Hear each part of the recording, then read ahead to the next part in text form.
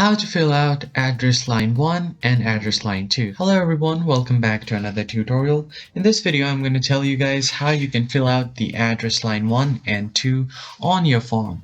So let's say if you're trying to fill out any kind of forms online, there you will have to enter your address, something like this, where it will ask you your street address or something that says address line 1 and address line 2.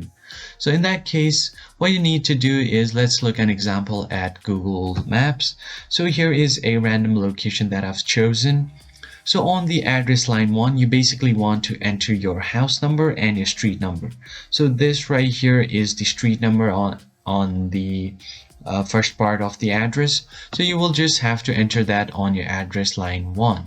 And after that, remaining all of this is the remaining part that you should enter on the address line 2. So basically, address line 1 should contain your house number and your address street.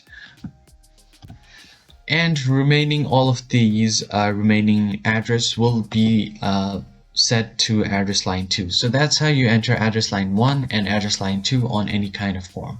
If you found this video helpful, hit the like, share, and subscribe button. I will see you guys on the next one. Thank you for watching.